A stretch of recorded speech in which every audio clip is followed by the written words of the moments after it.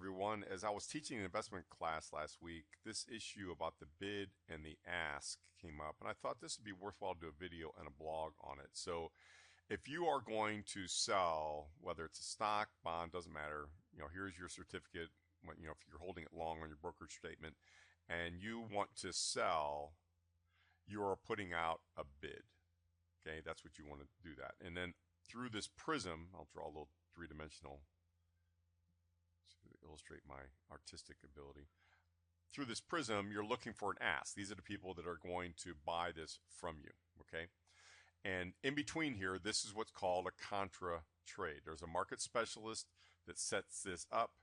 All this happens instantaneously, and when you sell, you're hoping to have a really good ask, and you can get out for as low a spread as possible.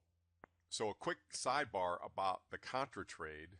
If you ever saw the made-for-TV movie about Bernie Madoff where Richard Dreyfuss played Bernie, there was a really interesting scene where Bernie was trying to recruit this billionaire investor, and they're in the conference room. The billionaire's there, and his attorney's there, and Bernie's on the other side of the table over here. And what they wanted to know is if Bernie was going to liquidate a position, let's say he was going to sell 10,000 shares of IBM stock, they wanted to know who the contra trade was, who was going to be filling this order for them, because at the institutional level, you have particular people that are doing this for you. So what Bernie had is his trader come in, and he wheels in this terminal, and these guys say, okay, 10,000 shares of IBM. So he types it into his terminal. Now, what these guys are thinking is that this terminal is plugged into the wall, and it's going straight to the trading floor. But that's not what happened.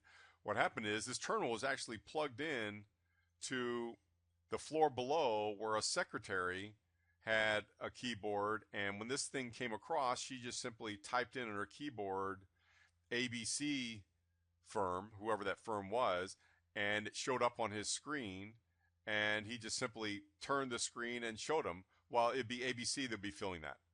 And they said, oh, okay, well, what about Microsoft? And so they did it one more time, and she typed back and so forth, and he showed it to him again. So they were happy. Now, that's not what was happening. And if the SEC had investigated Bernie from the very beginning to find out who his contra traders were, because all this stuff has to be revealed, if the SEC had looked at this, then he would have been busted right away. Now, Bernie was the former chairman of Securities and Exchange Commission, so they didn't bother looking into that. But just so you know, this contra trade phenomena is really what regulators use to track all of this stuff. That's why, for instance, in the 9/11, as we look backwards, when we saw certain entities or individuals shorting airline stocks, all we had to do is look at the contra trade, who that was with, and that's how we were able to wind our way through the system and find out who these people were. Okay, so I realize I digress, so back to our main topic for today. Let's look at this through two different scenarios of the dynamics of how this bid and asks worked. Let's look at the Brexit, and then we're going to look at another event that happened last August. So, Brexit. It happened, the vote happened on a Thursday, so for our markets on that Friday, the market was down 2.5%, and on Monday it was down another 2%. Now, what happened during the Brexit? You look at this, you panic and you sell, and your advisor should have looked through this prism and saw that there was plenty of people on the ask side willing to take your money. And if there's plenty of people on this side, then he should have said, well, hold on, this doesn't look like a major catastrophe. But unfortunately, most advisors don't take the time or really have the knowledge to look through this, okay? So let's take a different scenario. Let's take the yuan devaluation, the surprise yuan devaluation, August 2015. Because of the time difference, our markets opened up on Thursday down significantly, and Thursday through Monday, the markets were down 12.5%. What happened? Well, when this happened, the people that were paying attention and knew how to do this looked through the prism, and what did they see in this circumstance? Well, this is what they saw. They saw the ask absolutely drying up. Why? Because all the institutional traders were saying, hold on, I want to see how low this is really going to go. So in a situation where you say sell and your broker looks through the trade and sees this drying up, he says, you know what? This is a potential collapse. You're right. We need to get the heck out of here. That's the difference between an institutional trader and you, the average investor. Now, for you to do this on your own, it's really tough. You're going to have to pay $24,000 a year to have a Bloomberg terminal, which most people are just simply not going to do. Now, you're saying, well, that's why I have an advisor. True, they have access to this.